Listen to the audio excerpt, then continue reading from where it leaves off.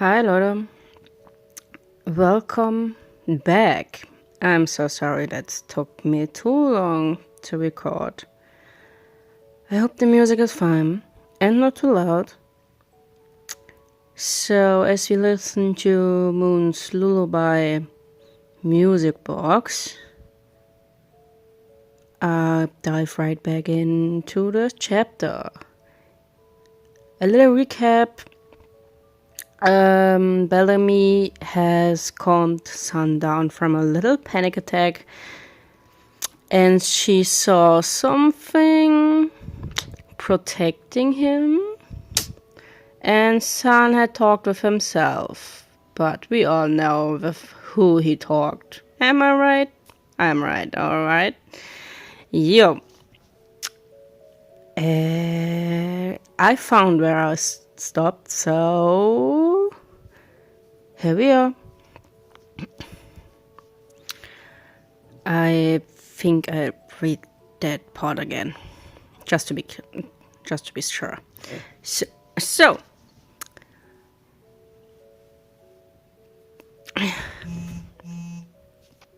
go away. You'll get in trouble and be taken to parts and service. Her words earned a nod. That doesn't make sense. Everyone else can touch stuff. I've met Freddy and Roxy, Chica too. They didn't seem to have any issues. The silence she was met with caused a big sigh to escape her nose. He wasn't offering further information, and fishing for more couldn't end up spinning him again. Okay, I understand. Well, actually, maybe not exactly, because I'm not, you, but I get it. Sometimes I get scared too. Sometimes stuff is really scary. That's okay. Being afraid is okay. I'm sorry again for making it seem like I was trying to touch you or get you into trouble. What happened wasn't your fault, Sonny. It was mine. After apologizing one last time, Bellamy climbed back to her feet and wiped at her face, trying to make herself look presentable after ugly crying.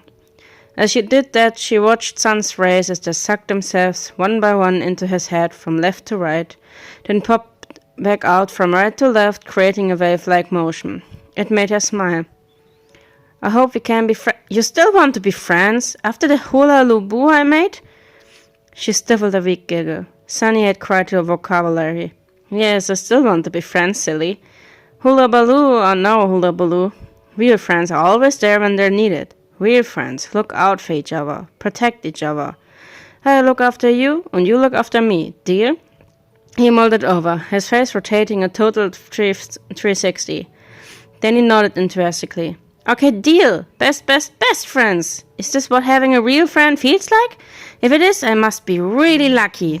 Sunny sprung up and stretched as if he didn't just have a major mental breakdown, bouncing to and fro at his full height.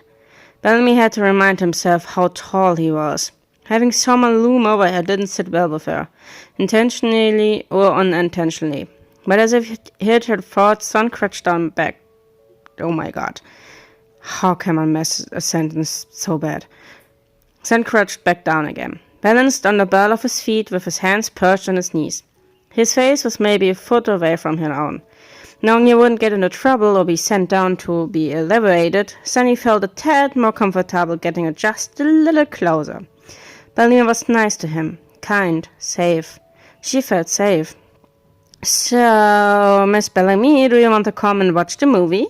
It started 40 minutes ago. You haven't missed much. There it was. His excitable tone had returned along with his bull. Oh my god. His excitable tone had returned along with his full body wiggles and cute little stems. What a cutie boy. I'm not so sure if I can, hon. Megan should have been back by now. She said you were done training me. It only makes sense that I transition over to you. She said you're fully capable of training me what I'm supposed to do at the desk down there. He rapidly nodded. Yes, I can. I will. We can clean and organize, and then I can show you where all the glitter glue is. As he gushed over the prospect of being helpful, his face spun clockwise while his rays wiggled and twirled counterclockwise. Whoa, slow your spinning, it's making me dizzy. At the mention his spinning came to an abrupt halt, so abrupt Bellamy could hear his gears strain and grind to a stop. Ow, that sounded like it hurt, but Sunny didn't seem to be in any pain. Focused entirely on her. I'm sorry, oh my gosh, are you okay? Bellamy shouted and nodded. Yep, I'm okay, don't worry, I just can't keep up with you sometimes. Sandra gave her 2 jingling thumbs up. Okie dokie, best friend, well, let's go. With that sentiment, he turned and dove straight into the slide. She heard the happy laughter echo back up the tube and the hollow thunk of plastic balls. Ball pit, fuck yes, motherfucking ball pit. She couldn't help the wild grin as stretched from ear to ear, nor the little squeal that slipped between her teeth. Hands rubbed together, eyes glittered with excitement. She, too, shuffled towards the slide, slipping one leg in and gripping the top bar, but she paused to glance over her shoulder. The check-in desk was still missing its attendant. Megan had yet to return. Maybe Samuel pulled her in to talk about what happened yesterday with Angie. Miss Bellamy? Shit. Bellamy peeped in surprise. Son had crawled back up to check on her and by his shirt and followed him. Intentionally or not, he started a squeal out of her. His shoulders shook with muffled with laughter. Are you alright? You won't get stuck if that's what you're worrying about, silly. I don't get stuck when I'm way bigger than you. He teased, fingertips drumming lazily against the plastic as he patiently waited for her. No, it's not that, Sonny. Megan isn't back yet. She really late and I can't leave the check-in desk unattended. He hummed caressingly, moving up the peak under her arm to confirm the absence of the other attendant. Huh, I wonder where she could be. Son rubbed his shin, trying to figure out where Megan could be. Neither of them had to wonder for much longer. No, the part I don't like. A loud gasp interrupted their conversation. What is it doing up here? Bellamy spun her head around to see Megan. She had returned from lunch. A big black binder was held loosely under her arm. When she'd seen Son, it slipped from her grasp and hit the ground with a loud clatter, papers flying in every direction. Her eyes were locked on Sandra, already backpedaling in fear. The moment Son saw her, his head quickly slipped back under Bellamy's arm, hiding behind her. The silence was thick with tension. A warble of fearful static came from behind. She could feel his face brushing against the fabric of her shirt. And why is it so close to you? Was it trying to drag you down a slide? Oh my god, it's gone crazy. I'm calling parts and service. No! Bellamy interrupted her the second she saw her lift her force-watch to her mouth. There was no way she'd allow Megan to do something so stupid, closing the distance between her and the car-walker in 2 seconds flat. He's fine! Scrambling for an excuse as to why he'd gotten so close to her and climbed up the slide, she let the first thing that came to mind fly out of her mouth. He was just returning my pen. I was trying to twirl it around my fingers and it flew out of my hand down the slide. To make her story seem more feasibly, Bellamy grabbed the pen in her front breast pocket and thrust it into Megan's face. See? He wasn't doing anything wrong. He wasn't trying to drag me down the slide. He wasn't trying to do anything but help me. Everything is fine. There's no need to call Brandon. I spoke with him when I first got here. He's got his hands full with Monty. I don't think he'd be happy with either of us if he had to look Son over and find nothing wrong. The confidence in her voice steadily rose with her every word. She could see she was gaining the upper hand. Megan had lowered her wrist from her mouth, looking between Bellamy and the animatronic that was still in the slide. Her eye was filled with confusion. So he wasn't trying to hurt you? Of course he wasn't trying to hurt me, Megan. He's not dangerous. He's just a little jumpy sometimes. If any of them are dangerous, it's Monty. Bellamy folded her arms over her chest, watching the other girl fidget and squirm in place. She took the opportunity to check the subject and take the heat off the poor guy. He'd already had an awful day. Anyway, since you're back, I wanted to ask you where I'm supposed to go now. You said you were finished with training me up here. Does that mean I have to go downstairs and let Sunny show me around? Yes, go upstairs. Yes, go downstairs. I don't care. Just get it away from me. Megan whined loudly and stomped her foot like a British child. Sam must have moved up a little to make sure Bellamy was okay and she'd seen him. Okay, Megan, geez, calm down. With that, she carefully began to pick up the scattered pages of paper that had fallen out of her binder, one by one. No, Bellamy wasn't noisy by nature, but if something was juicy enough, she could be. It's not like she was actively trying to read the papers as she picked them up. However, the words moon, roaming mode, reinstated, nighttime patrol, and security protocols had caught her eye at least a dozen times. That was interesting. She had no idea what any of it meant, but it was definitely something she wanted to know more about. Moon. She wanted to know more about Moon. I haven't met them yet. Yeah, but I haven't been here or down there when it's nap time. Sunny doesn't want me to. Thanks, Bellamy, Megan mumbled, taking the papers from her hands to slip back into the binder. Guess I overacted a little bit, huh? Abso-fucking-lutely, you pickled Delvade. It happens. But for the record, whatever you might think about Sundrop, he's very nice. Maybe if you took a second to let him talk before freaking out, you'd see that. Courteous as ever, the older woman bid the teen a goodbye before carefully making her way past the turnstiles. Not only did she scare Sun, but she also ruined my chance of sliding down the damn slide. Her cheeks puffed with irritation and stared as she traveled past the row of party rooms, down the stairs, and to the big wooden doors where Sun was waiting for her. It was obvious he was still nervous. His hands couldn't seem to sit still, fussing with the ruffles around his neck or the ribbons around his wrists. When he saw her, though, he dropped everything to wave back with a big cheer, jumping up and down. She waved back, irritation melting almost away. Oh my God! She waved back, her irritation melting away almost instantly. It had a powerful impact on her. His joy and happiness was contagious. She could practically feel it ooze over her like thick, warm honey. As she approached him on the door, Sun stepped aside and bowed in a fancy flourish, allowing her to enter first. Come in, come in, come in! Welcome! That was cute. She thanked him as she stepped into the daycare's gigantic play area. It was loud, both literally and metaphorically. The colors, the sense of flared markers and glitter glue invaded her noise. Is that construction paper? Does construction paper have a smell? Apparently it did. Sun had allowed her inside, pulling the door shut as soon as she entered. Drastically different than their first encounter, that was for sure. Her first 3 steps within were on even flat ground. The next had her knees buckling. She fell, face planted right into a soft cushiony mats. The entire play area was floored and lined with the stuff. Oh, are you okay? You fell right on your face. Are you bleeding? Do you need a band-aid? I got star-shaped once. You like stars?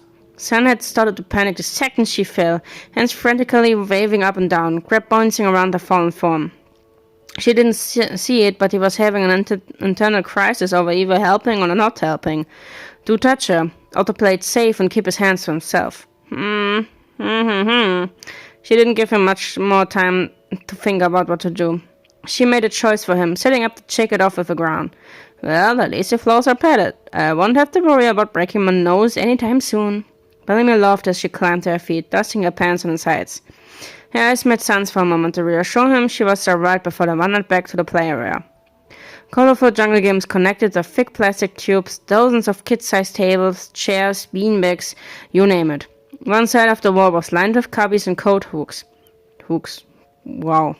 At the end were 2 soda fountains that had been purposely built taller than a standard soda machine.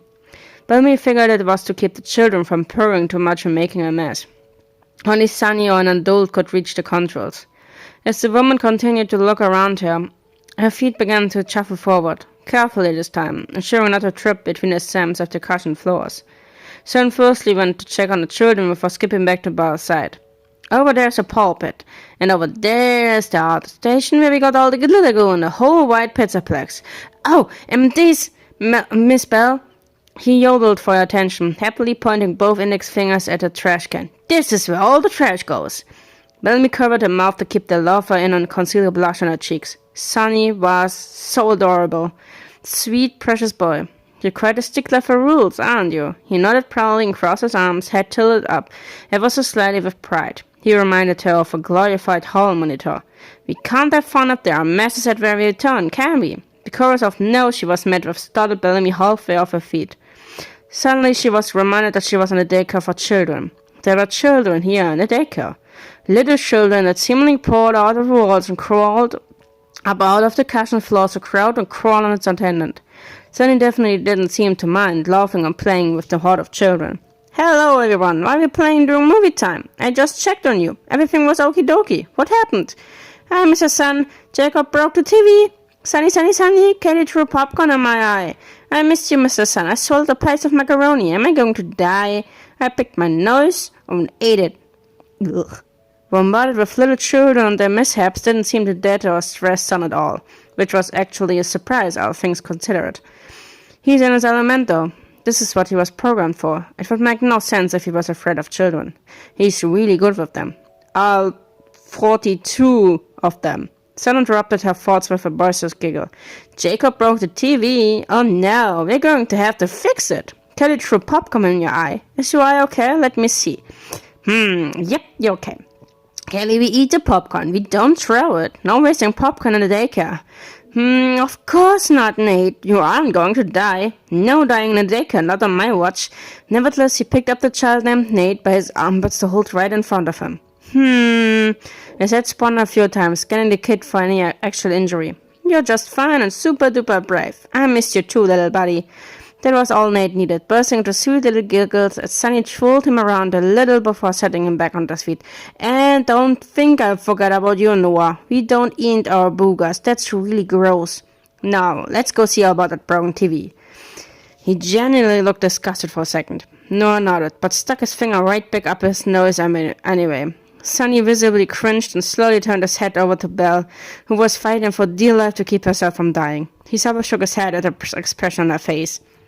Bellamy could barely hold in her visors, face red as a tomato, trying as hard as she could to keep from bursting out laughing. Oh my god, she couldn't decide what was funnier. Sunny somehow managing to look disgusted with a static, fixed face, or Noah nodding and doing the exact opposite of what Sunny had told him not to do a second later. She had to swallow her fist, biting at her knuckles, tears in her eyes. For fuck's sake. After Sun had stared and shook his head at her for 10 whole seconds of pure disappointment, he turned around and strode off towards the movie area, snatching up stray stuffed animals and blankets on her way. His herd of small children on tow. He did, however, give her a slight wave over his shoulder in acknowledgement. She was free to roam, having the proper clearance and Sunny's trust. Seeing as her tour guide was busy with the little ones, she took it upon herself to explore on her own. There was just so much to look at. Everything was so incredibly vibrant, she couldn't decide where to begin. Bellamy found herself peering into the ball pit. I wonder how deep it is. What happens if a kid sings? Would Sunny sing too? He's got a weight at least a ton. She spoke quietly to herself as she stood there, thinking way too hard about Sunny and the ball pit. Her eyes flicked upward to the castle-like overlook about 50 feet above the play structures on the wall. There were rich crimson velvet curtains that hid was what up there, but if she had to guess, that's where Sun would go when the daycare was closed. His room, kind of like how the Glamrocks had their dressing rooms. After a long while of standing still, it was decidedly time to move on. The next stop was the outstation, located in a moon-shaped enclave behind one of the play structures. If Bellamy was honest with herself, she had pictured the daycare as a whole to be far messier than it was. The tables were clean. Each had a can of either markers or crayons in the middle. Chairs neatly tucked into their respective tables. Behind that, short shelves were lined with all sorts of craft supplies. You name it, it was there. Pipe cleaners, feathers, fancy pompons, clear containers full of different shaped macaroni, the top bursting at the seams with multicolored yarn, construction paper solid meticulously by lines tucked into individual slots for ease of access. Not to mention everything was labeled in crayons. Beside the paper organizer was a huge jar filled to the brim with googly eyes, and next to that were dozens of bottles filled with glitter glue, every color of the rainbow. The meticulously organized station scratched and itched somewhere deep within her brain. A chill traveled up her spine. Wow, everything is perfectly organized, labeled, and accessible. This is... wow, I could never. She was glued there for the longest time, just staring and taking every little detail of the outstation. Bellamy was too focused on admiring the perfect outstation to notice Sunny approaching her, not when he stopped to stand at her side. Do you like it? She nodded, her eyes still sweeping over the perfectly lined bottles of glue. Yeah, that is really nice. It's so organized. You did a good job, Sunny. I've never seen an outstation as immaculate as this one, even fancy art stores. You did a very good job labeling everything too, and with crayons, it adds to the charm. If I'm being honest, I'm starting to doubt you even need my help at this point. She laughed a little, scratching the back of her head. You're amazing with the kids, even the grumpy, goofy ones. The animatronic stood there, processing what she said. His fans kicked on a moment after. It seemed he didn't know how to react or respond to such high praise. Bellamy simply smiled and shrugged lightly. I don't think you need me to tell you. You think I did a good job? Amazing with the kiddos? Nicer than an art store?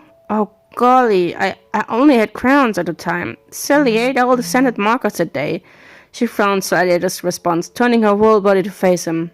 He'd been standing tall, but as she turned, he automatically crouched down to meet her. She wasn't sure why he did that, but it was nice to not break her neck trying to look at him. That was probably the reason. He was a very considerate guy, animatronic. Well, of course I do. Everything is labeled. Neat, no messes, no glue on the floor, nothing. It's sparkling.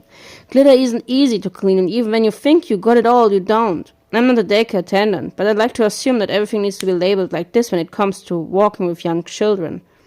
Not to mention organized. It teaches the importance of being clean and picking up after yourself. Plus, safety is also important. I can see why you put the glitter glues out of reach. My neighbor's kids like to eat glue. You care so much for the kids, and they definitely love you. Seeing them happy and trusting shows how good you are at your job. So yes, you're doing a very good job, Sonny. I don't understand why no one wants to work here with you. I really don't. If she hadn't known about the no-touch rule and how important rules were to Sonny, she'd say he was preparing to hug her for how passionately she praised him. His hands and arms were twitching in a direction. Her eyes shifted between his face and hands, tilting her head. Do you want to touch my hand? He thought about it so hard she could practically hear the gears in his head clanking. Yeah, never mind, those were his rays, the little pony spinning out of control. Teddy was frozen for a while before he let off a soft metallic whir. That was a yes. She didn't move towards him, instead lifting her hand palm up, letting him come to her at his own pace. I'm not going to hurt you. I promise. The promise was spoken in the gentlest tone she had. Sorrow watching him attempt to touch her palm made her heart clench. He'd reached out a few inches but flinched back and tensed, like he was waiting for her to snap at him or lung at the last second. Bellamy didn't do anything of the sort. Didn't move an inch. Didn't say a word. Didn't make eye contact either. Unsure if direct eye contact was intimidating to him. However, her eyebrows were furrowed and her lips threatened to start quivering. If there was ever a time she wished she couldn't feel the way I always felt, it was in that moment. His anxiety made her spike, but she endured it for his sake. Shut up, Bills. It's not about you. It took Sonny about 5 minutes to eventually reach out to her without reeling in fear. He looked genuinely focused on what he was doing. He was straining. She could feel the heat of his CPU and hear the whining of his fans. But at long last, he reached out and gently placed his fingertips on top of hers. The poor thing reeled his body back in preparation for something cruel to come out of her mouth. Instead, she called at him. Hey, good job. I know that was difficult, but you did a good job, Sonny. It was nearly impossible to keep calm. Once his fingertip touched her palm, Bear was swept away by Sonny's emotion. All of them. Fear, worry, apprehension, determination, terror. She could practically feel the panic attack as it flooded his systems. To say Bill was taken aback would be doing hair on Son a disservice.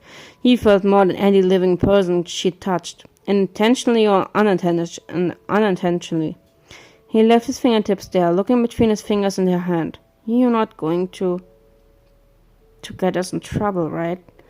No, I'm not going to get you in trouble. I'm not a piece of I'm not like that.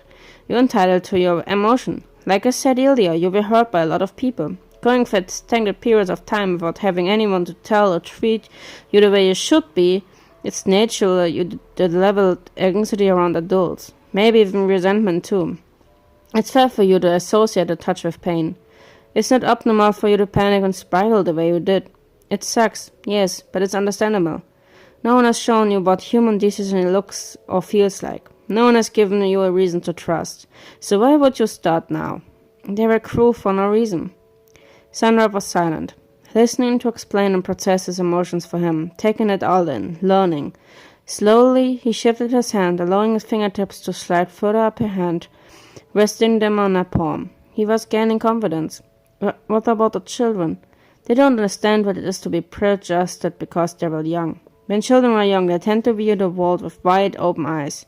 Wide as the sky and as deep as the sea. Kids are curious about everything, full of wonder and eager to learn about things that interest them.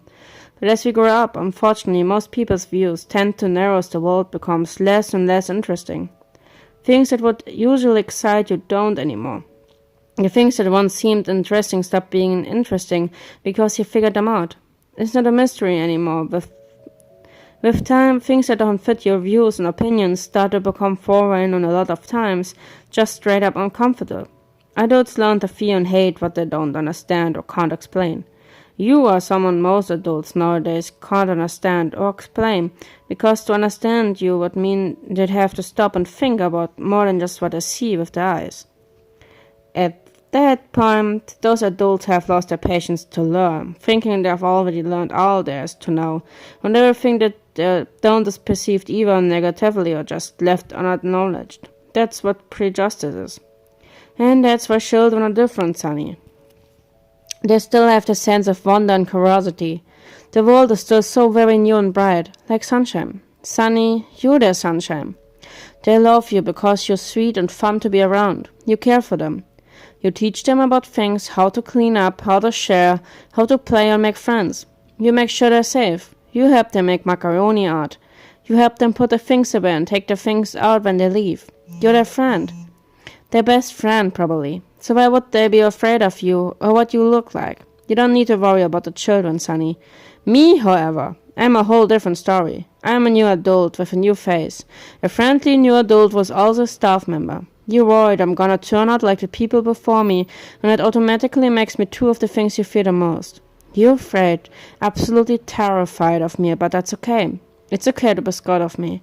It's okay to be anxious or apprehensive of my attentions. That's called trauma, that's not your fault. It never was or never will be. The people who traumatized you are the ones to blame. You should never be made to feel like you need to apologize for what they did to you. The noise that erupted from Sunny's voice box was a cross between a hiccup and a relieved sob. It was hard to tell. Most of it was just static, but he was surprised, stunned, how in-depth she gone to ensure he understood.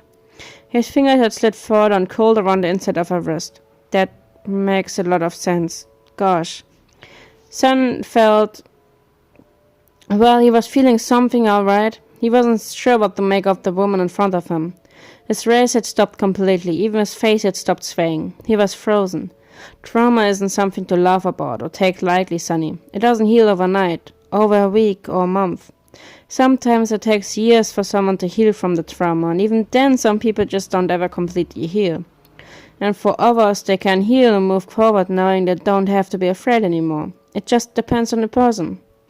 Then Belle carefully wrapped her fingers around his forearm and returned to gently turn it into a handshake. He glanced down the table to look at the hands, and his face slowly made a full rotation. I don't even remember doing that. I'm not in trouble. He didn't even realize he was holding onto her half her arm while she shook hers. It's okay. You're okay. No trouble, no part in service. We've met before, but I like to shake hands with people I know I'm going to work with. So, hi. It's nice to meet you, Sonny. I'm Bellamy, and I hope we can be good friends. Talking so much hurt her throat, but she was trying to teach Sonny something, and it was apparent he was learning. He carefully returned the handshake, still shell-shocked. Hi, Bellamy. It's nice to meet you. I think we'll be good friends. Best friends, even. I can't wait to work with you. His voice was shaky, full of emotion, like he was about to burst into tears. His rays glitched back and forth. Fans were so loud they reminded her of a jet engine. From the contact, Belle could feel a myriad of different emotions. Unlike before, not all of them were negative. That made her happy, knowing her words had positively affected him. You did an amazing job, Sonny. You do an outstanding job every day, so try not to be so hard on yourself. Sonny nodded as she gently released her wrist and slid his hand away. Thank you. It means a lot to us. We won't forget this. We are grateful, and we do our best. But there's one thing you were wrong about. Belle nodded, giving him the space to speak what he felt. Okay, what was I wrong about, Sonny? If he could look any more surprised, she was sure he'd be gawking. He had to think about it for a minute before answering her question, but when he did answer, he spoke a mile a minute. Being able to talk freely about his emotions looked good on him. She thought it was a nice look. Well, sometimes I run out of supplies and I leave the player where I get scolded, so that's where you come in. Miss Bellamy, I do need your help. When supplies are low, you can leave and get them from the subway closet. It's not far from here, just across from the vending machines to gift shop. The door will open with your security badge. Yep. In fact, I think we need more construction paper. We're running low on a few colors. Oh, and since you'll be here on the security desk, you'll need receipt paper and checkout coins. Those are super important. She wanted to ask why he consistently referred to himself as we instead of I, but she kept quiet. He'd already accomplished quite a bit in a very short amount of time. The last thing Belle wanted was to make him uncomfortable after everything had calmed down and evened out. It was silent aside from the low, constant worrying of his fans. She thought about what he said and how he fared. In the end, she nodded kindly at him. For what it's worth, Sonny, I'm not afraid of you and I don't think you're creepy. No matter what Megan or anyone else says about you, I think you're super duper. Son himself had said super duper on many occasions. She figured she'd use it to describe her feelings in a way he was familiar with. Bellamy made the right choice. Those last two words seemed to be magic words. Wowie! With a quick gasp of excitement, Son stood and fisted the air, then crouched back down to be closer to her eye level. You really are my bestest friend and a whole white pizzaplex. The way he clasped his hands in front of his chest and clapped was just too pure. Son in general was just too pure regardless of how anxious and jumpy he could be. Dora, you're such a sweetheart, Belle swooned, taken with how adorable he was, smiling up at him. Aw, shucks. Sonny chuckled shyly as the sunrise began to twirl and wave around his face, bashfully rocking back and forth on his heels. The way she was smiling at him made his fans go off. They kind of just stood there and stared at each other for a minute before Belle cleared her throat and spoke. Hey, I know you said I needed to go grab things from the storage room, but before I do that, do you think you could explain to me why there are cables running through all of the play structures? The cables? Oh, those are power cables in case the lights go out, which they should never, ever, ever do. No. The number one rule of the daycare, keep the lights on. But in case of an emergency, each cable leads to a backup generator. All you gotta do is flip the switches and it should turn the lights back on, legally sped. There are 5. 1, 2, 3, 4, and 5. With each number, Sunny pointed to a generator. She couldn't see them, but the winding cables gave a rough idea of where they were. Don't you think having generators in the play structures is a bit, I don't know, dangerous? Son nodded jovially. Yep, it's actually very dangerous. But it's also against the rules to touch, temper, or attempt to remove any cables within the play structures. I can't touch them either. If either of us touches them, we'll get in trouble. We aren't rule breakers, right? First Entertainment's not responsible for damage to personal property or person. Belle nodded at the last bit. Son didn't even realize the disclaimer he just spouted. Okay, I won't touch the cables and generators unless it's an emergency. And no, we aren't rule breakers. His acknowledgement was what Son had been looking for. Good, this is so exciting! Having a brand new friend to talk to and not worry about getting in trouble. Let me show you the cleaning closet. It's one of my favorite places. A cleaning closet. Sunny beckoned her and skipped towards the ball pit. She followed after, wondering where she'd end up. It was precisely what he said it was. A closet full of cleaning supplies. Bleach, disinfectant, wipes, rags, mop and buckets, boxes of paper towels, air freshener, dish soap, even face mask. Everything a daycare attendant would need. And of course, it was just as neat and organized as the outstation, but with one flaw. One big flaw. The shelves were built for an 4 feet animatronic, not a 5 feet young woman. She could see having to ask Sunny for help with getting down things. Even on the lowest shelf, she couldn't even touch it. He jumped to the side and waved his hands towards the open closet, gasping in mock surprise. Ta-da! And slapped against her face, gasped playfully in return. Wow, I can see why it's one of your favorites. You don't have to worry about running out of cleaning supplies, that's for sure. Belle exclaimed with a brick-browed snot. Yowza! Have you ever seen so many air fresheners in one place before? I haven't, and they're all apple cinnamon scented. Neato, I wonder who restocked this. We normally have peach or sugar cookie scented ones. Sonny scratched his head and wondered before shrugging. His arms were nearly as long as his body, Bellamy realized. He reached for the top shelf and grabbed an air freshener to hand over to her. I think you're going to need a ladder or a step tool. Maybe I should reorganize this and fix the shelves to make it more accessible. Did you just offhandedly call me short? Belle took what was offered, but watched Sonny like a hawk, her eyes narrowing ever so slightly. She was a little touchy when anyone mentioned anything to do with her height. Well, you're 5'5", and I'm an 8'4". Holy shit. Language! No dirty language in a daycare. That's against the rules. Son home, crossed his arms and looked away, tapping his foot simultaneously. He was waiting for an apology.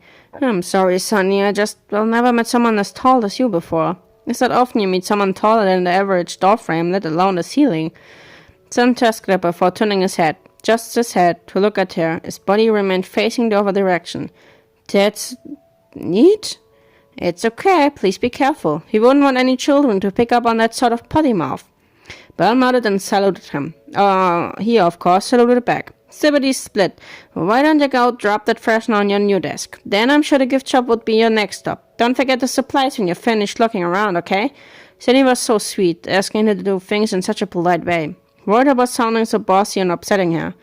But she simply nodded at him, trying her best to keep from giggling. She doubted she'd get used to the strange and silly words he used. Okay, Sunny, thanks for the tour. Maybe later you could show me the ball pit? I've always wanted to swim in one. Never got to as a kid. What? You never been in a ball pit? Sun practically screeched at her, his hands lifted about his head before chopping down towards her, to which she nodded sadly, playfully so. Yeah, my parents were never really around the dotting type, so rarely got to do anything fun. I was mostly cooped up in the house where I read books. Sunny seemed to be thinking about something as he stood there, arms crossed on his chest, but his gears were clanking loudly. Bill wondered if those were in his head or his torso. His anatomy would be pretty interesting to learn about. I'll make you a deal. She hadn't realized he had moved until he spoke again, right in her face. She squeaked in surprise and he giggled. What deal? If there's enough time after you finish with the gift shop and get my supplies, I'll let you in the bob. Dude! Dude, you better not be playing with me now. I've been eyeing that ball pit since the day I got here. I'm already really excited about it. She practically screamed in his face before squealing with childlike delight, bouncing in place and nodding. Sun smiled and telling her how happy she looked. It was nice to see. He matched intense energy, jumping up and down and clapping along with her bouncing. Yep. So you better get going. Don't forget, glitter and markers. And get going is what she did, nodding excitedly before racing off towards the doors, slipping out. But quickly shot back into place, the apple-shaped air freshener on the desk counter. Then dipped back out with a happy loud laugh. Bye, Sunny, see you soon. Sunny watched her go, his fans viewing on the overdrive as he waved after her. See you soon. Gosh, those chapters are long. Sunny hummed to himself as he observed her. They both had questions, but none of them could be answered straight away. But what Sun could say, he did say. She's really nice, he mumbled out loud as he turned to scoop up some fallen pillows. She isn't cruel. She said a lot of things to us, Mooney. A lot of things that make a lot of sense. Yes, they do. What do you think about her? I don't. I just want to know where she gets her audacity. So you want to understand how to understand? You put it stupidly, but yes, she is kind. Maybe we can learn more from her before she turns on us. Mooney, she's not going to turn on us. She didn't get us in trouble. And she defended us. Remember? Perhaps. We'll see. Yes, they would. And very soon at that. How the fuck am I voicing Moon? I don't know.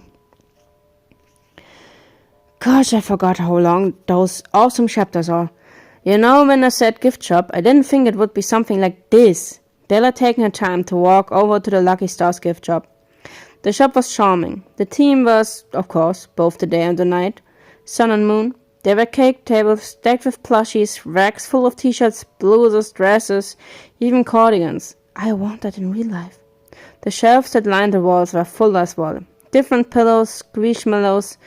What the since squishmallows? All sorts of soft and sweet things any child would want, any adult would want too. In the center were a set of smaller scale golden statues of Sunny and Moon. It was quite a charming shop if she had to say so herself. The ceiling was made to look like an atrium, covered in twinkling stars, planets and constellations. It would stay that way for a while before automatically shifting to daylight. Clear blue skies with soft fluffy clouds that half hid a giggling sun. The bands came together especially well. It was perfectly balanced. She eventually found herself at the cashier's counter while wandering between the racks and shelves. A teen boy was sitting on a stool while playing on his phone. She watched him for a short time before deciding to introduce herself. Hello? Holy shit! The boy yelped and fell off the stool with a crash. Oh my god, I'm sorry, are you okay? She was quick to jump the counter and help the poor kid back onto his feet. Oh, that hurt. It's okay. I'm okay. Hi. You must be belling me, huh? Sam told me about you. I'm Anthony. Nice to meet you. Ow. Once the kid was back at his feet, he rubbed the back of his head and brushed himself down. He reached his hand out and she took it. Pleasantly surprised, the contact didn't evoke anything in her. She didn't feel anything. At all. He was a good kid.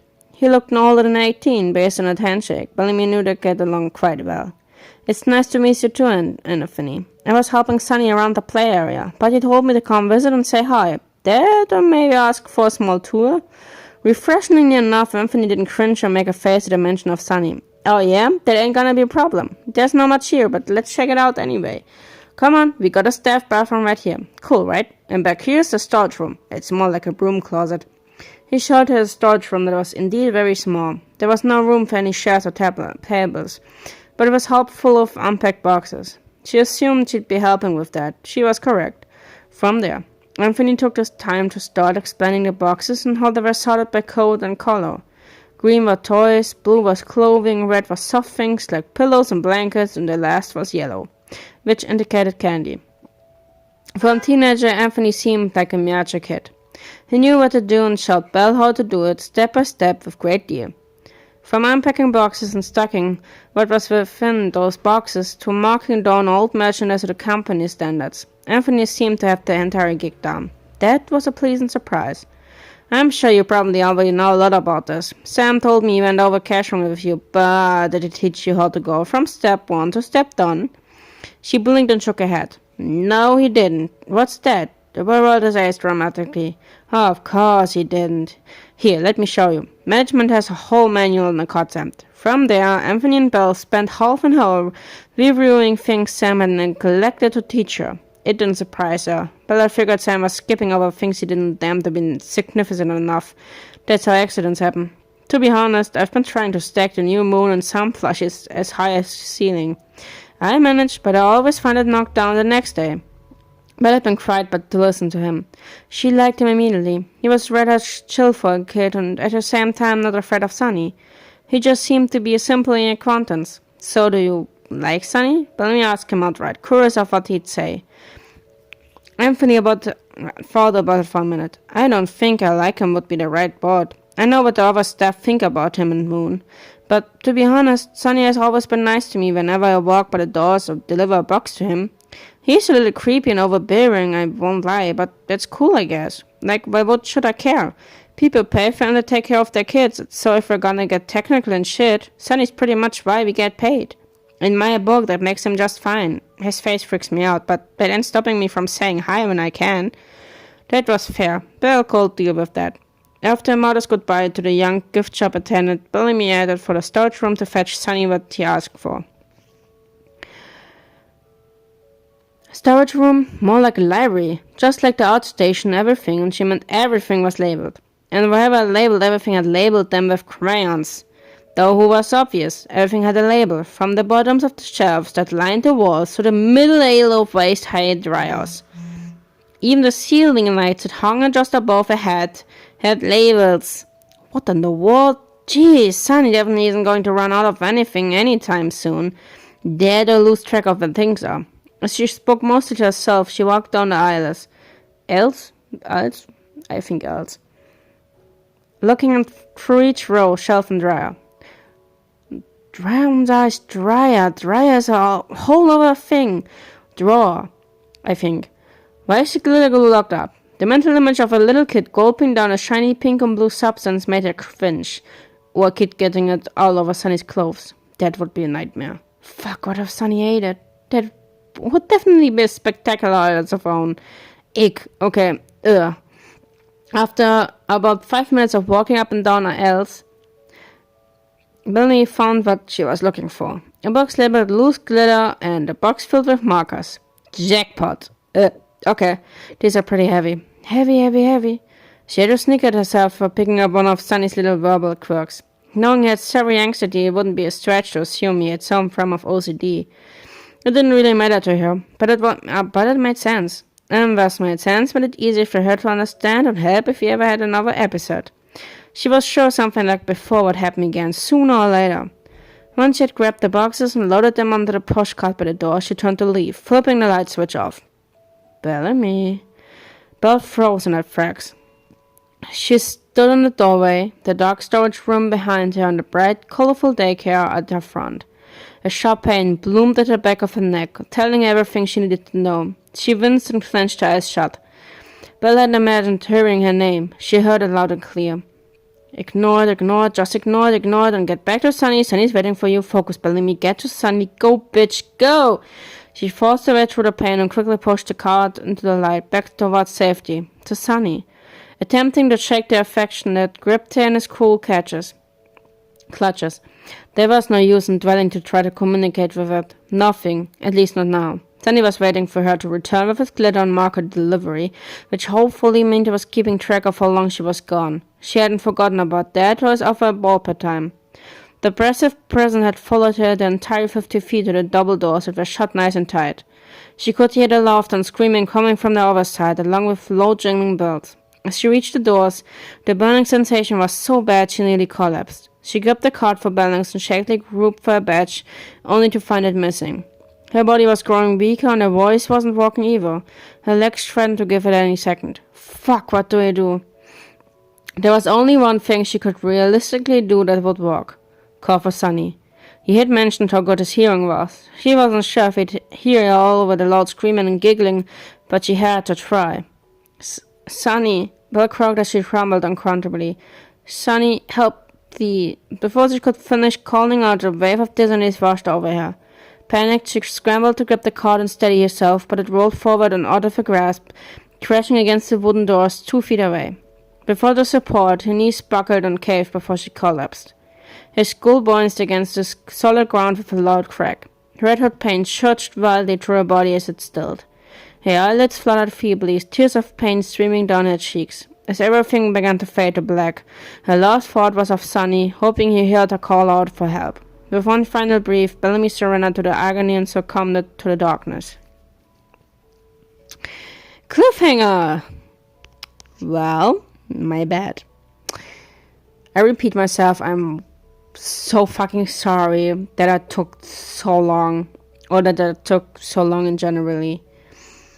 I will try to be faster or do more videos. I will try. Today comes one more video. It's Undertale play, so check it out. Toodaloo.